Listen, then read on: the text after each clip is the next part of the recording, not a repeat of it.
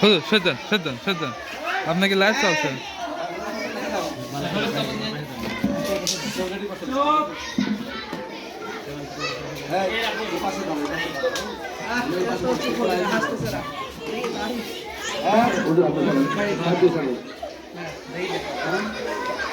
আপনি ফাঁকে থাকেন, আপনি ঠিক করা লাগছে না।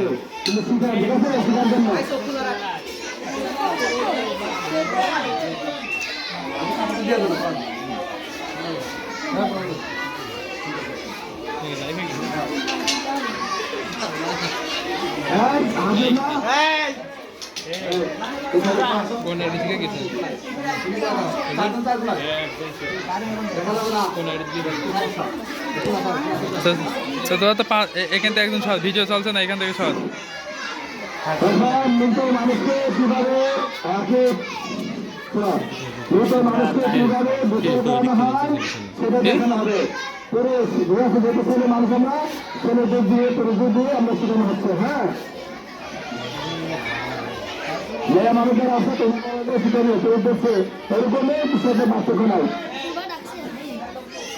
সম্রাট শুরু করো।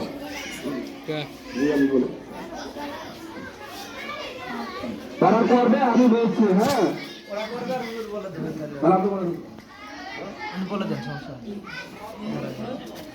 প্রথম পর্যায়ে শরীরের জামা কাপড় থেকে গেঞ্জি পাঞ্জাবি শার্ট এগুলো কেচি দিয়ে কেটে দিতে হয়। যেহেতু মরা মানুষ একেবারে মরা পড়ে যায়, তার জামা খোলা কষ্ট হয়ে যায়, হাত উঁচু করবে না, এই জন্য কেচি দিয়ে তার বুকে সামনে দিয়ে হাতার সামনে দিয়ে কেটে দিয়ে তার কাপড়টাকে সরিয়ে দেওয়া হবে। সেই কাজটা এখন করা হচ্ছে।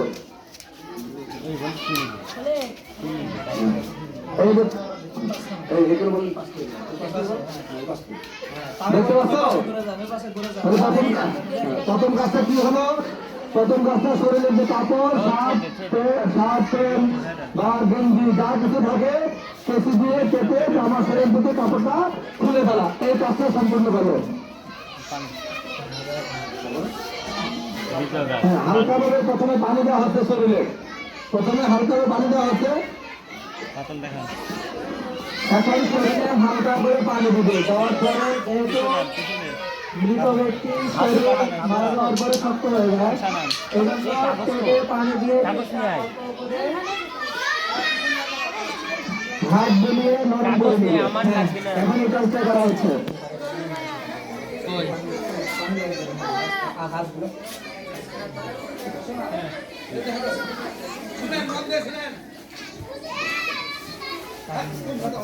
একটাকে সবার কাছে পেটে হাত বুলিয়ে পেটটা হালকা নরম করে নিল। এখন কাজ হচ্ছে, যেহেতু মারা যাওয়ার পরে পেটে ময়লা থাকে, এগুলো গোসলের পরে বের হলে সমস্যা, এই জন্য হালকা করে পেটে চাপ দিয়ে 3 বার চাপ দিবে, দিয়ে এগুলোকে বের করে নিবে। হালকা করে চাপ দেন।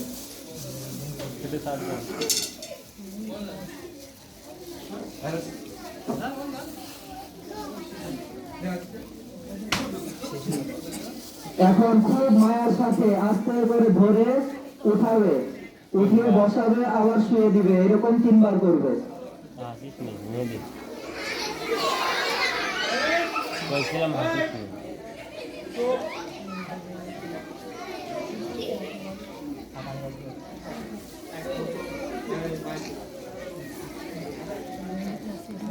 এখন হাতে গ্লাভস নিয়ে বা কোনো কাপড় পেঁচিয়ে হাতে টিস্যু নিয়ে যে ময়লাটা বের হয়েছে সেটা পরিষ্কার করতে হবে, এক্সটেন্ডার করিয়ে দিবে। এই সময় খেয়াল রাখতে হবে, মাইয়াতে লজ্জাস্থান খুব খেয়াল রাখতে হবে যেন হাত দ্বারা স্পর্শ না হয়, এই জন্য হাতে কাপড় গ্লাভস এগুলো অবশ্যই থাকা জরুরি। টিস্যু পর্যাপ্ত পরিমাণে নিতে হবে। এখানে 3 বার বা 5 বার এরকম শর্ত না, এখানে ময়লাটা পরিষ্কার করা জরুরি। 3 বার তো করতেই হবে কমপক্ষে, তবে 5 বার 7 বার যে কয়বারে ময়লা পরিষ্কার হয় এটা খেয়াল রাখতে হবে।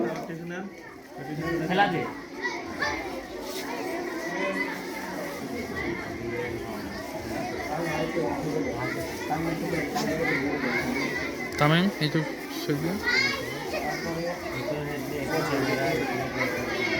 দেখো দেখো এখন ইস্তেঞ্জা করানো শেষ, এখন পরিষ্কার হয়ে গেছে। এখন প্রথম কাজ হচ্ছে অজু। এখন মাইয়াতকে সুন্দর করে সুন্নত তরিকায় অজু বানিয়ে নিবে। প্রথমে ডান হাতের কবজি পর্যন্ত 3 বার ধোয়াতে হবে।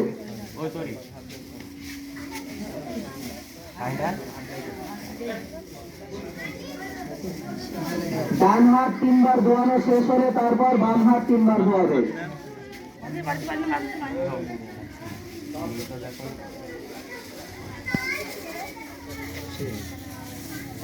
এখন হাতে একটা কাপড় পেছাবে শাহাদাত আঙ্গুলে। যেহেতু মৃত ব্যক্তি মারা যাওয়ার সময় যদি মুখ খোলা থাকে, তাহলে মুখে যদি কোনো ময়লা থাকে সেটা হাতে শাহাদাত আঙ্গুল দ্বারা সেটাকে পরিষ্কার করে দিবে।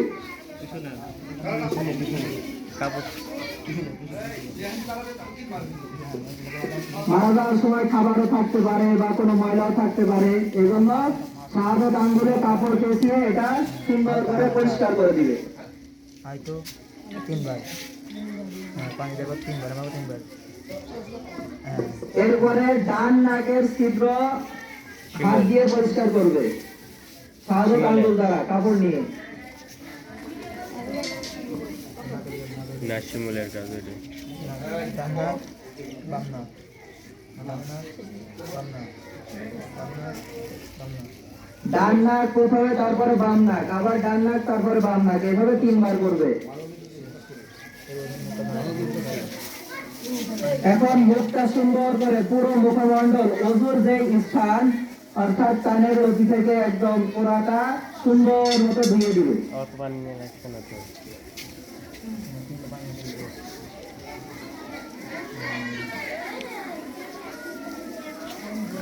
এখন বাম হাতের ডান হাতের কনুই সহ 3 বার ধোয়াবে। ডান হাতের কনুই সহ 3 বার ধোয়াবে।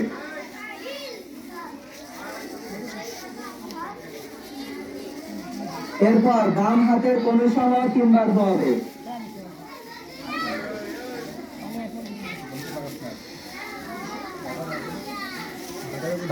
লাগাই নিয়ে এখন ডান হাতের আঙ্গুলিগুলো ফিরাল করে দিবে। এরপর বাম হাতের আঙ্গুলিগুলো ফিরাল করে দিবে। মাথা মাসাজ করিয়ে দিবে। কত পানি নিয়ে কান মাসাজ করিয়ে দিবে। গর্দান গর্দান মাসাজ করিয়ে দিবে। ডান পায়ের টাকনুগড়া পর্যন্ত 3 বার ধোয়াবে। হাতে ই করো টাকনো চল বাম পায়ের টাকনুগড়া পর্যন্ত 3 বার ধোয়াবে, টাকনুগড়া সহ।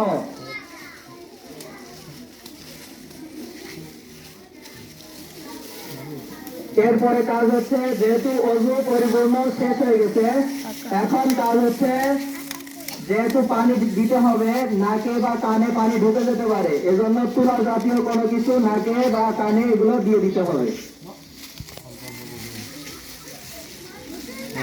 দিয়ে আবার সত্যি সত্যি মারি হেলিস না করে।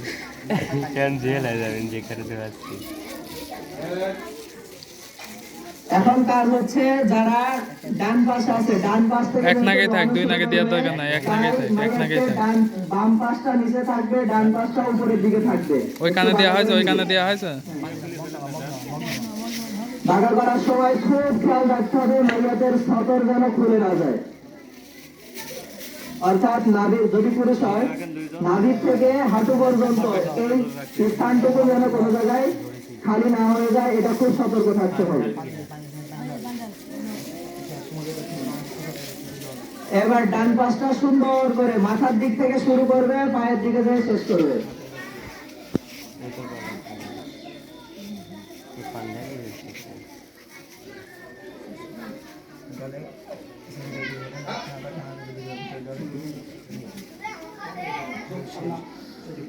এখন পায়ের দিকে দেওয়াবে। হ্যাঁ, পায়ের দিকে যারা আছে খেয়াল রাখবে, একজন কাপড়টা একটু উঁচা করে পানি মারবে, এরপরে হাতে গ্লাভস নিয়ে কাপড়ের নিচ দিয়ে শরীর পরিষ্কার করে দিবে।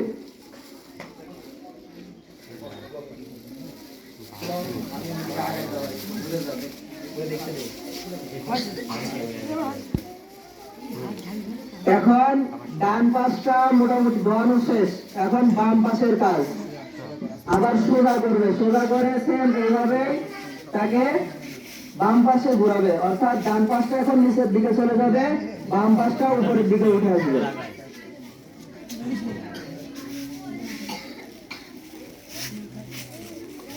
যারা মাথার দিকে আছে মাথার দিকটা আগে ধোয়াবে, মাথার থেকে শুরু পায়ের দিকে যেয়ে শেষ হবে।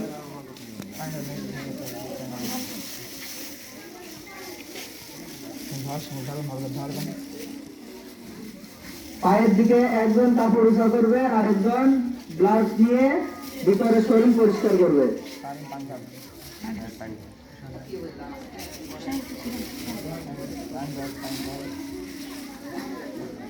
পরিষ্কার করার সময় যেন সতর খুলে না যায়, খুব সতর্ক থাকতে হবে।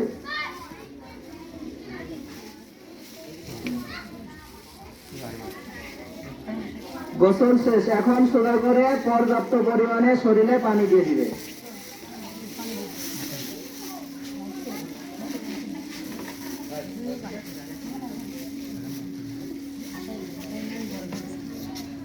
একজন নিচের দিকে। আলহামদুলিল্লাহ, আশা করি আপনারা সকলে বুঝছেন। মাত্র গোসল শেষ হলো, এখন কাপড় বদলাতে হবে।